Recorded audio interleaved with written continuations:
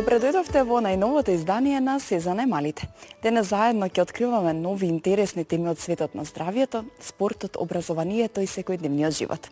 Ќе разговараме со стручни лица, ќе посетиме интересни настани и ќе слушнеме совети кои можат да бидат корисни и за децата и за родителите.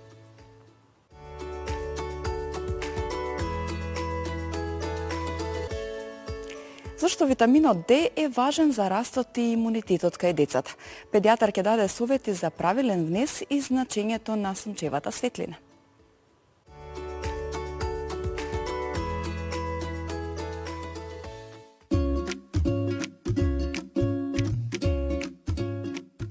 Витаминот Д не е само за децата значен, тој е значен за сите нас, и за возрастните луѓе и за старите луѓе.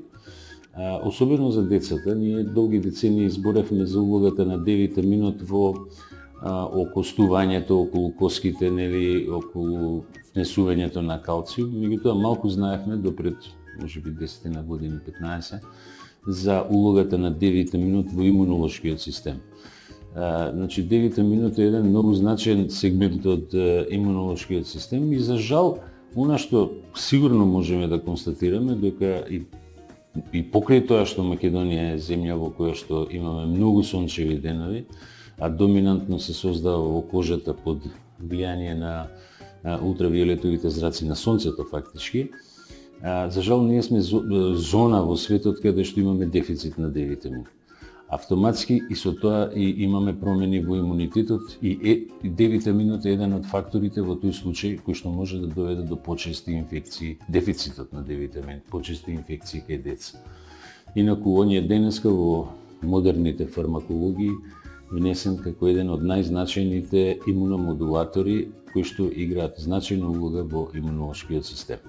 Дозите се, особено од доеначка возраст, зборам од 0 до 12 месеци, се стандардизирани во Европска унија на ниво на 400 единици на ден.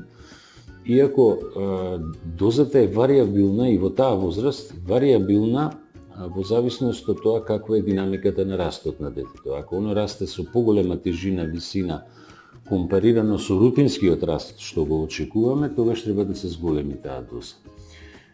Инаку, денеска се слуша доста вака и се разговара дека во основа луѓето се плашат да пијат Д-витамин, за да не дојде до, зборам за деца кои што се предшколска, школска возраст или возрастни луѓе, нели заради страв да не се појават камчиња во бубрези и така натаму, некои негативни ефекти кои што може да се очекуваат од прекомерно, да речем, внесување на Д-витамин. Меѓутоа, интересен е податокот што, например, ако се изложите на сонце, некаде во 12 часот на лето, например, кога е малтене 40 степени температурата, 15 минути, значи зборам за деца кои што се веќе гимназијалска возраст, значи веќе скоро израснати деца, ако 15 минути се изложат на сонце, они создаваат 10.000 единици Д-витамин за само 15 минути. Не постои дете кое е добило интоксикација од Д-витамин создаден во коша. Така да, она што е тука битно, што мораме некако да ги научиме луѓето, тоа е да сепак не се кријат толку од сонцето, не да седат цел ден, нели, меѓутоа сепак природно создадениот Д-витамин е најдобар. Се друго после се сведува на внесување као форма на суплемент, а постојат два витамина D, D2 и D3. D2 е во многу мала количина, се внесува екстремно со храна, мала е количината и неговата активност не е иста како на витаминот D3, додека D3 ако не се создаде во кожата, треба да се внесе како суплемент, капки, капсули или било што во тој сегмент, да речеме, како суплемент.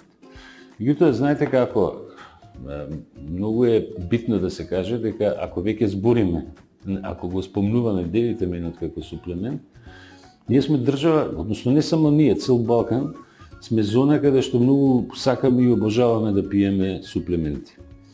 А во основа дел од тие суплементи ги имате во природата, така и со Д-витаминот. Излезете на сонце, немате потреба да пиете суплемент. Недостатокот на D-витамин во раната детска возраст, зборам за доеначка возраст, значи во првите 12 месеци, се манифестира со така наречена слабост на коски или појава на една клиничка состојба која е позната како рахитис. Рахитис е состојба која што е првпат опишана во Англија и препораките за внесување на D-витамин се дојдени на времето од таму. Тоа е пред се затоа што Англија е земја каде што има многу облаци, значи нема толку изложеност на сонце како што има, да речеме, во медитеранските земји. Тоа се манифестира, може да се манифестира со криви ноџиња, со извиткување на градниот кош, нели, испакнување на челото, слабост одредена на коските и така натаму. Додека во исто време, кај предшколските и школските деца, дефицитот на D-витамин може да предизвика меѓу другото не само слабост на коските, него и појава на почести инфекции. Меѓутоа, интересно е што денеска, после повеќе десетици години, например, Англија нема дефицит на D-витамин, нема рахитис, а ние као земја која што има многу сонце, за жал имаме дечиња со рахитис. D3 во многу мала количина, D3 витаминот, D2 се внесува преку растителни производи кои што се зеленчуци одредени.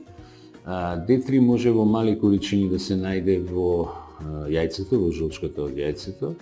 Ја има во некои риби, во ние така наречени мрсни риби, како што се бакалар, лосос и така натаму.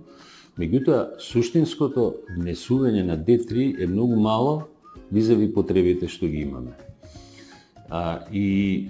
Морам само да споменам ова прилика да луѓето не се плашат од давање на D-витамин. На крај на денот многу е лесно да дојдат до амбуланта педијатриска, на детето да му се земе лабораториски, да се испита која е концентрацијата на D-витамин во крвта и да се даде, ако треба да се даде суплемент, да се даде суплементот и во повисоки дози, додека не се постигне оптимално ниво во крвта.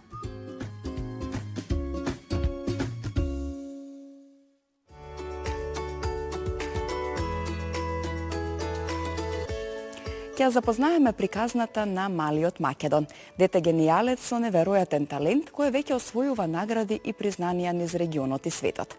Неговиот успех, труд и посветеност се вистинска инспирација за сите млади.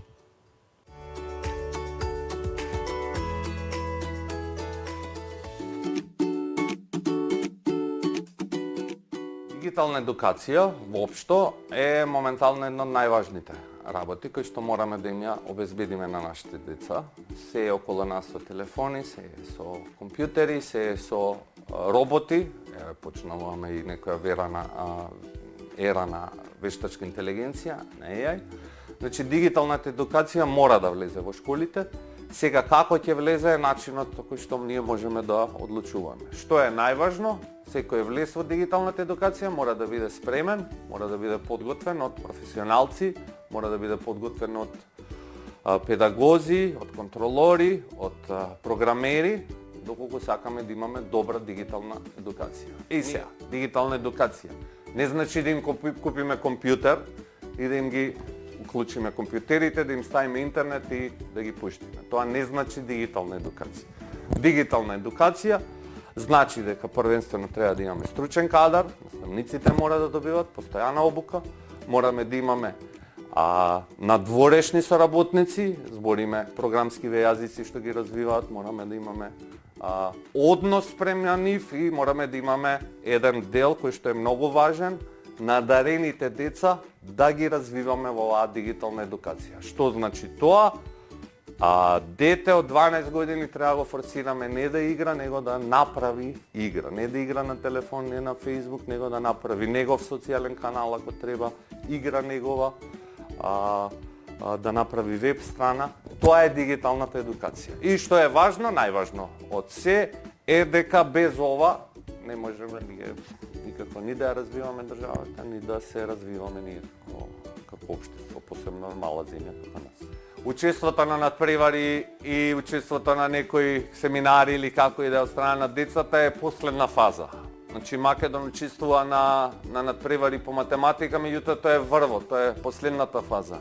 Работењето со Македон, учењето преку цела година, или го земам Македон како пример, имаме еден куп такви деца, е на родителите, е на наставниците, стручните наставници, е на нас како школи да помагаме на тие деца. Сакам да ви кажам, Македонија не заостанува за другите земји во однос на интелигенцијата на децата. Не заостанува во однос на интернет, не заостанува во однос на влез или на примање на тие информации. Има кај нас и сериозни школи, има кај нас и за возрастни, и за деца школи. Сето тоа треба да се искористи за да можеме да го развиваме тој дел.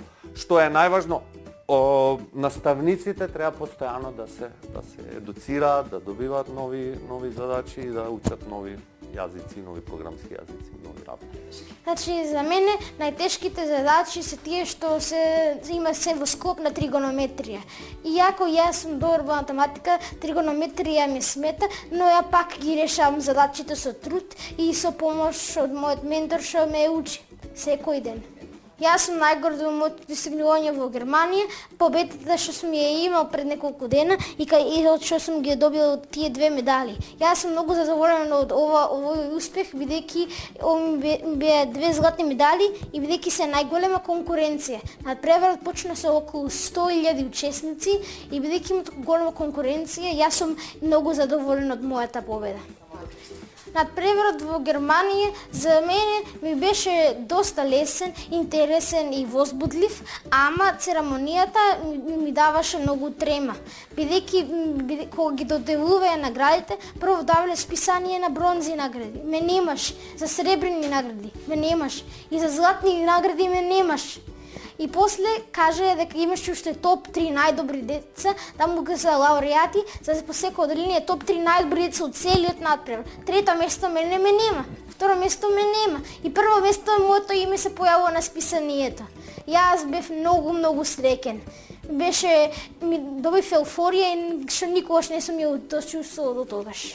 Ја мислам дека им треба добри учители што вистина разбират како да им помогнат и мислам дека ако сакаме да најдеме вакви деца како мене што се паметни и надарени, треба таму училиштето и родителите и сите околу нив што за сватат како се и за да ги најдат вистинските паметни деца и да најдат место кај што може и учители и за да може тие да се развиваат. Училиштата може да помогнат многу со развивањето на надарени деца. Па јас ја користив вештачка интелигенција делумно во мојот тренинг за овој надпревар и затоа можам да кажам дека помогне, но за сега не е најдобра алатка бидејќи пак прави халусинации од време на време и ја тоа го приметувам.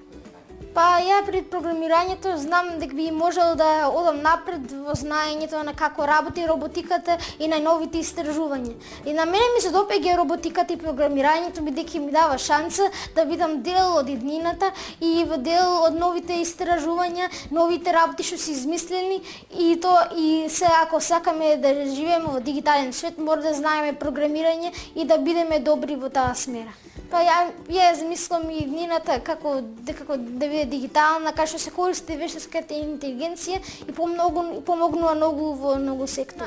Па ја почнав со надпреварите на возраст на 7, но математиката секогаш ми била интересна по рана возраст, ама јас си добив моите први златни медали на возраст на 7 или 8 и почнав да одам на телевизија, таму сум се надоградувал и овие 2 медали ми додават вкупно на 20 медали. И од нив кои се златни отприлика, можеби и повеќе.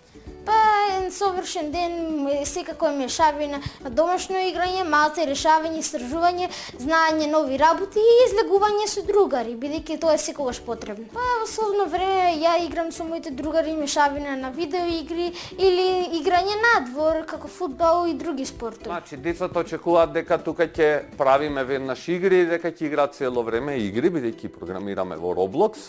Не е така. Ние почнуваме од 6 годишна возраст, значи од 6 годишна возраст учиме да размислуваме во блокови. Што значи тоа? Значи децата или учат да програмираат или роботите слушаат, тие што го примаат тој програмски јазик или тие што ги примаат тие кодови, слушаат преку програмирање преку алгоритми. Што значат алгоритмите? Значи, алгоритам е сет од чекори за да постигнеме одредена цел. И сега, децата од 6 години кои ќе почне да пишуваат алгоритми, тоа го имаме курсот Coding Night, кај што сме ние Витез, па треба да ја спасиме принцезата и така преку игра и преку приказна, за да почнеме преку Scratch програмирање во делот што е за пишување кодови, па да продолжиме преку Game Design, значи програмираме и во Roblox, за главното да се почне да се учи програмски јазик. И сега на 12, 11, 12 годишна возраст, суштината е да почнат да учат Python програмски јазик. И тој се учи 3 години. Од кога ќе се заврши Python, се учи Web Development, зборам Web Design да се работи и завршуваме со C++, Unity и правиме игри. Значи имаме програма од 6 до 17 година. Значи, ние имаме веќе како во наставата внесуваме и едукативни сетови, роботи, кои што се исто за одредена возраст важни. Например, имаме робот 6 во 1, кој што е овој, тоа е Vivi робот, да не учиме да програмираме и да работиме работи што се во секојдневниот живот, движење лево, десно, напред, назад, му даваме говорни команди. Понатаму имаме робот 12 во 1, па имаме робот Vivi, пример ваков мал робот, ова е за 6 до 8 годишна возраст, директно програмираме на него и на него имаме говорни команди. Значи, програмирањето веќе не е само програмирање, него влегуваме и во роботика. Истото е, значи, овој робот конкретно или овој робот слушаат програмски јазици, слушаат овој робот слуша Python, овој робот слуша Arduino, има матична плошта, исто Python, така да имаме напредок во тој дел, значи кај нас се добиваат со интернационален сертификат и тој сертификат важи во сите земји каде што ние имаме школчета. Иначе, во суштина, програмски јазик е многу тешко да се научи, тоа не се учи така едноставно и со Python, кога ќе го завршиме Python, нареден програмски јазик што се учи е JavaScript. Тоа е за го потребуваме во Web Development, изработка на веб страни. JavaScript, HTML и CSS, тие се програмски јазици. За на крај да завршиме програмски јазик за правење игри, тоа е C++ јазикот. Тој го програмираме на платформа Unity. Значи правиме игри во Unity. Во Unity, тоа е апликација во Unity се направени скоро 80% од игрите што ние ги знаеме. И сега, кој знае Python, ќе ги знае и другите јазици. Кој знае C++, полесно ќе ги научи и другите јазици. Кој знае Scratch, полесно ќе ги научи Python и понатаму. Затоа почнуваме од мала возраст. Нас не ни е идејата вие да се запишете месец, 2, 3, него да се помине цела таа програма и што е многу важно, на 17 години ние ги вработуваме. Мислам, до сега колку? 30 на дечиња ни бараат и програмери и програмерски фирми ги вработуваме кај нас во школата, што е супер за нас, за родители и супер и за децата.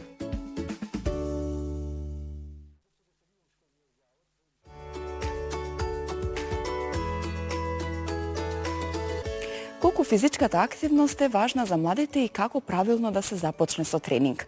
Разговараме за здрави навики и спортски дух.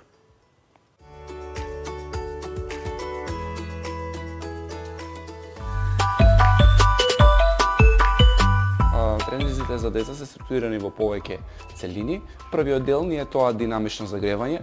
Овдека ставаме вежби за загревање на тетиви, лигаменти, исто така го активираме нервниот систем. Вториот дел ни е главниот дел, каде што користиме специфични вежби за изведување на техника, моторика и за мускулна маса. И третиот дел ни е тој дел каде што вршиме вежби за истегнување, односно таа е таа фаза каде што почнува да го спремаме организмот за опоравување на тренингот. Клучно е да се каже дека тренинзите за деца се разликуваат од тие за возрастни, одека користиме повеќе специфични вежби, се со цел да го одржиме фокусот на детето и неговиот когнитивен ангажман. Највеќе акцент се става на техниката и на координацијата. пошто силата е нус производ на правилната техника на изведување на вежбите. Кај помладите, лично јас користам метод на моторичко учење. Тоа што значи? Тоа значи дека мозокот го тренираме како правилно да ги регрутира мускулните влакна, се со цел да го добиеме најоптималниот перформанс кај детето. Еден од најистражуваните методи во област е методата на технички максимум, кој што воедно јас ја имплементирам кај децата. Што значи тоа? Тоа значи дека тежината е соодветна се додека техниката на детето е перфектна. Штом формата малце оди настрана од таа перфектна замислена оска, тоа е јасен индикатор дека нели треба да се намали килажата, бидејќи сме го достигнали лимитот за тој ден. Така да кај мене здравјето на зглобовите и безбедноста на тетивите е секогаш пред бројките на теговите. Секоја вежба прво се изведува со сопствена тежина, па потоа гледаме дали има простор да додадеме нели додатно оптоварување. Помеѓу 12 и 15 година, пошто таа е позната како златната ера на нели на кондицијата, таму користам методи со кои што преку специфични вежби го активираме нели мозокот, како телото да го контролира во просторот и времето преку некои нели функционални вежби. Зависно нели пак од возраста и хормоналниот статус нели на детето. Вака генерално за повеќето деца доволно е од 2 до 3 пати, нели сепак во таа возраст имаат и други обврски, образовен процес, училишно играње, тоа нели не треба да трпи ниту социјалниот живот. Многу е побитен надзорот, да има некој нели преку визуелни сугестии и вербални сугестии да го насочи на правиот пат, се со цел да избегнеме и да извршиме превенција на некои повреди во иднина. Кај малите дечиња користиме нели вежби специфични за да поставиме една добра биомеханичка основа, се со цел да може да ги амортизира ударите нели од побертетот. Не постојат забранети вежби во процесот нели на вежбање кај децата, туку најголем непријател ни е тежината. Така да со правилна корекција и изведување на вежбите не постојат нели забранети вежби. Сакам да се фокусирам на тие вежби што треба да ги правиме, односно тие се вежби нели за завекнување на задниот ланец, односно нели рбетот, задната ложа и кичмата и исто така ојачување на целата мускулна маса се со цел да биде нели здраво и право детето. Исхраната е клучен дел кај секое дете, без разлика нели дали е во процес на тренирање или не. Правиот извор на макро и микронутриенти е клучен за развојот на деца. Овдека мислам нели на доволен рез на протеини, на јагле, хидрати и на масти, се со цел нели изградба на јасна и силна мускулна маса. Им препорачал, тоест им укажал на родителите дека ова не е мини бодибилдинг за деца, туку тоа е еден образовен процес. Клучно е да знаат родителите дека кога ги праќаат децата на тренинг, им даваат алатки за доживотно здравје, најважно е тоа нели детето да доаѓа насмеано на тренинг, а да заминува полно со самодоверба, знаејќи дека е поздраво и посилно од било кога.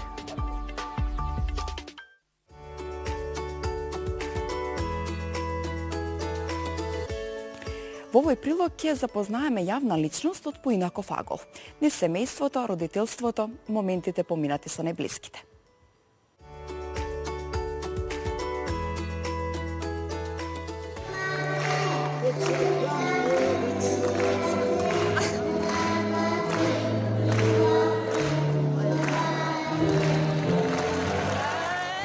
Ме промени доволно, можам да кажам, ама не толку затоа што таа грижа, тоа, како да кажам, тој инстинкт родителски го имав уште на внуците од брат ми, значи децата некако пораснаа кај мене. Сега 6,5 години и во некоја фаза, еве сега го спремам еве да го запишам во Луи нижа музичка да видам, ете чисто да има еден момент на музичка писменост, па во животот ако реши да се бави со тоа, да има една подлога и основа, но пак би кажал не сакам да влијам на него и да морам по цена, немам такви воопшто проблеми или его или фрустрации, па сега да мора детето да види, не, напротив, не сакам, но ете и на двата мои концерти се појави, пееше, особено сега на овој концерт во Филхармонија излезе, не можев да му го земе микрофонот од рака, гледам дека таа бариера ја нема со публиката, значи нема проблем со радосно е многу е радосно и зборлив е многу. Тоа и ме радува, ама и не многу. Сега гледаш Евровизија, например. Секоја година гледа Евровизија и секоја година погодува кој ќе победи. Така да, тие се некои моменти што ете сака да знае, прашува кој инструмент е, што е ова, зошто вака играат, нели како ова. Тие ме радува што сака да истражува. Сега е во прво оделение во училиште тргна оваа година и кога ќе отидам да го земам, например, со Тонизен заедно ни се многу често се сретнуваме таму и ги зимаме, но јас пак ќе кажам, сакам тој сам некако да си го одреди патот. Нормално е дека можеби ќе му влијае музиката повеќе, обкружен е цело време со ова, цело време е со мене на настани, каде да отиде со мене на настани, јас, иако не сум на настап и да сум гостин, ќе фатам микрофон, ќе пеам. Сега, кога е веќе на училиште, да ги решават тие, да се учи да чита, така, читаат секој ден, ги решаваат задачи, математика, например, и за јазици, пошто мајка му е веќе со јазици, нема проблем, така да тоа веќе е лесно. Ама јас сум за тој дел баба му многу на жена ми, значи мајка, она многу ни се наоѓа, многу ни помага и можам да кажам пола и повеќе од времето го поминува и со неизе и уште пред да почнете во училиште. Тоа е, градиме некако, се балансираме. Многу ми е важно да биде човек. Тоа ќе и пробувам уште сега, ама како ќе почне повеќе да сваќа и да разбира, сакам да му кажам, тие ми се три важни работи, да биде пред се, да остане човек, да има образ. Гледам, джентлменски постапува, тато и дадов на одмор, скинал цвеќе и дадов на професорката, например. Некои такви манири што за секојаш ќе останат. Чувствувам грижа голема, затоа што не можам, се трудам да сменам многу работи, секој слободно време да го поминам со него. Знае некојаш да праша, веќе е свесен, веќе е голем, да праша тато зошто толку често пееш, па мора ли сега да одиш, ќе се заиграме пример саат време, нешто убаво, јас состанок веќе морам да излезам. И мора ли сега, мора и пробувам да му објаснам дека каква е работата, каква е улогата на таткото во семејството. Пробувам да му го објаснам тоа, но факт е дека децата секој испуштен момент е како да кажам, не се враќа назад и е пропуштен момент дефинитивно.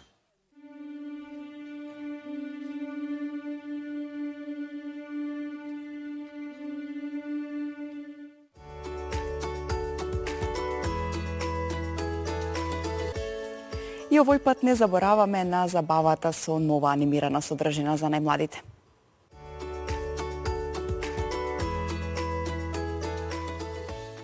Ноќта на зоопокалипсата е необичен анимиран филм што меша авантура, комедија, малку хорор и многу силни пораки за пријателството, храброста и заедништвото. Иако на прв поглед изгледа како зомби приказна за деца, всушност филмот е многу повеќе од тоа.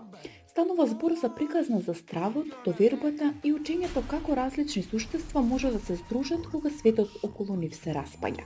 Филмот е многу динамичен и визуелно впечатлив. Има сцени што се напнати, но не се претерано страшни за деца. Наместо класичен хорор, атмосферата е повеќе авантуристичка и забавна. Зомби елементите се направени на начин што повеќе личи на фантазија, отколку на вистински ужас. Затоа филмот успева да биде возбудлив без да стане премногу мрачен. Филмот зборува и за лидерство. Ден на почетокот мисли само на сопствениот опстанок, но постепено сваќа дека вистински лидер е оној што ги штити другите. Таа промена е многу убаво прикажана и им покажува на децата дека силата не е во доминацијата, туку во грижата за заедницата. Исто така приказната суптилно покажува колку брзо хаосот и паниката може да ги претворат луѓето или животните во нешто што не сакаат да бидат.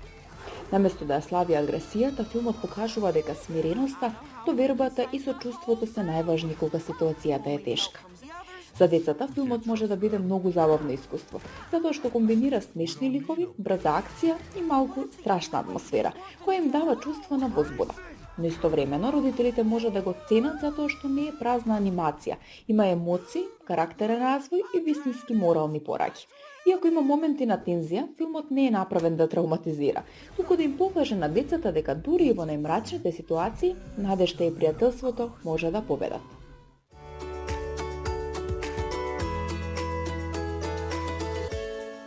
Ви благодариме што не следевте.